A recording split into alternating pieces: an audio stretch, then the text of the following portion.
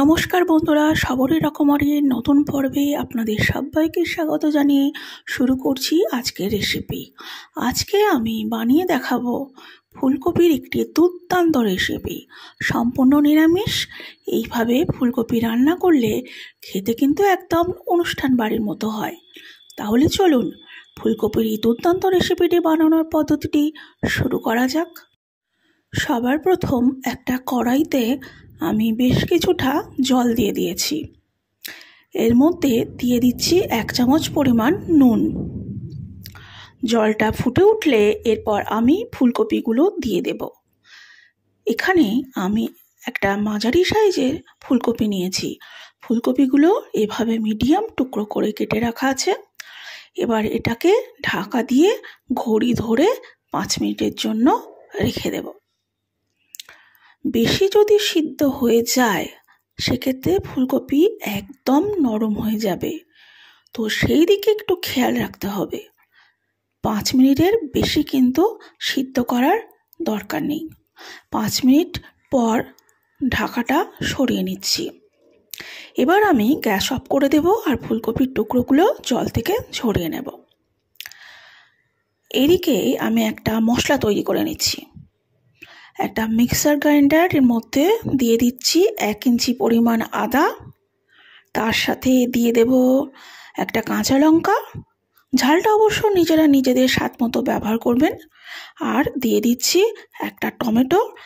খানিকটা জল দিয়ে এটার একটা পেস্ট বানিয়ে নেব। এই টমেটো, আদা, কাঁচা লঙ্কার পেস্টটা কিন্তু তৈরি হয়ে গেছে। এবার এটাকে একটা বাটির মধ্যে ঢেলে নিচ্ছি। এবার এই মিক্সিটার আরেকটা মশলা আমি বানিয়ে নেব। এবার এর মধ্যে দিয়ে দিচ্ছি কাজু আর চারমগজ। 7-8টা কাজু আর 2 চামচ চারমগজ জলে ভিজিয়ে রেখে দিয়েছিলাম। এতে করে বাদামটা একদম মিহি করে বাটা হয়ে যাবে। এবার এটাকে খুব ভালোভাবে মিক্সিতে ঘুরিয়ে নিচ্ছি। কাজু আর চারমগজের পেস্ট কিন্তু খুব মিহি করে বাটা হয়ে গেছে। এভাবে একটু ভিজিয়ে রেখে দিলে তারপর মশলাটা কিন্তু একেবারে মিহি করে বাটা হয়ে যায়।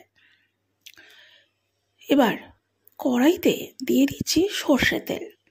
একটা বেশি পরিমাণ দিতে হবে, কেননা ফুলকপিগুলো ভালো করে ভাজতে হবে।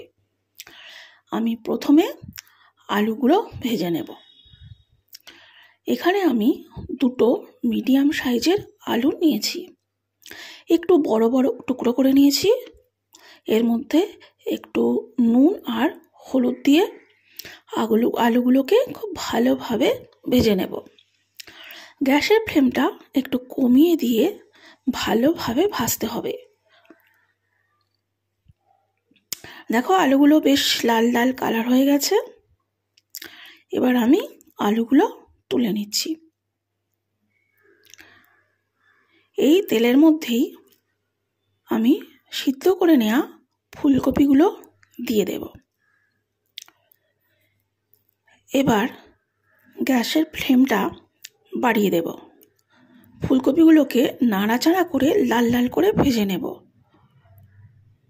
এখানে ফুলকপিগুলোকে লাল লাল করে আমি ভেজে নিয়েছি। ফুলকপি যত ভালোভাবে ভাজা হবে স্বাদ তত ভালো আসবে।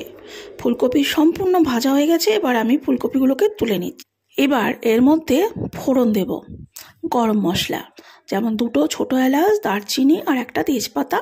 এর মধ্যে আমি দিয়ে আদা, কাঁচা লঙ্কা, টমেটোর যে পেস্টটা বানিয়ে নিয়েছিলাম সেটাও দিয়ে দিচ্ছি। এবার মশলাটাকে একবার ভালো করে নাড়াচাড়া করে নেব। এবার এর মধ্যে আমি শুকনো মশলাগুলো এক এক করে দিয়ে দেব। যেমন সবার প্রথম দিয়ে দিচ্ছি স্বাদ মতো লবণ। লবণ আমি আগেও ব্যবহার করেছি, সেই জন্য লবণটা একটু বুঝে দিতে হবে। দিয়ে দিচ্ছি 1 চামচ হলুদ গুঁড়ো, 1 চামচ জিরে গুঁড়ো, 1 চামচ ধনে গুঁড়ো, 1 চামচ কাশ্মীরি লঙ্কার গুঁড়ো। এবার দিয়ে দিচ্ছি 1 চামচ চিনি। এবার মশলা লো আঁচে ভালো করে কষিয়ে নেব।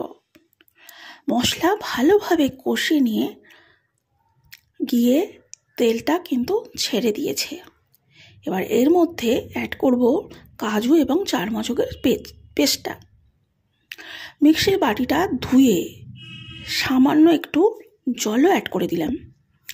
খুব ভালো করে মশলাটাকে মিশিয়ে নেব আমি প্রথমে। তারপর কাজু আর চারমগজ থেকে তেলটা ছাড়া পর্যন্ত মশলাটাকে আমাদের কষিয়ে নিতে হবে। মিনিট 4 সময় ধরে মশলাটাকে কষিয়ে নিয়েছি। এবার মশলা থেকে তেলটা হালকা হালকা করে ছাড়তে শুরু করে দিয়েছে। আমি এই সময়তেই ভেজে রাখা আলুগুলো দিয়ে দেব, কেননা আলুটা সিদ্ধ হয়ে একটু সময় লাগবে।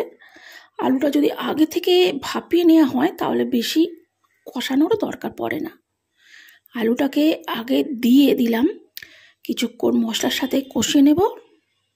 আলুটাকেও মশলার সাথে ভালোভাবে আমি কষিয়ে নিয়েছি। এখন আমি এর সাথে অ্যাড করে দিচ্ছি ভেজে রাখা ফুলকপি। ফুলকপি দেওয়ার পর কিছুক্ষণ নাড়াচাড়া করে কষিয়ে নেব। আর 2 মিনিট মতো ফুলকপিটাকে কষিয়ে নিয়েছি। মশলার সাথে ফুলকপিটা খুব ভালোভাবে কষা হয়ে গেছে, মশলা থেকে তেলটাও কিন্তু ছাড়তে শুরু করে দিয়েছে।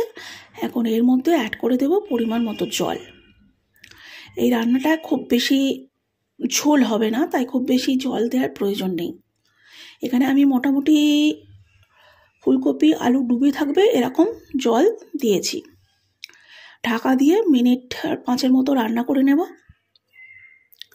5 মিনিট বাদে ঢাকাটা সরিয়ে নিচ্ছি।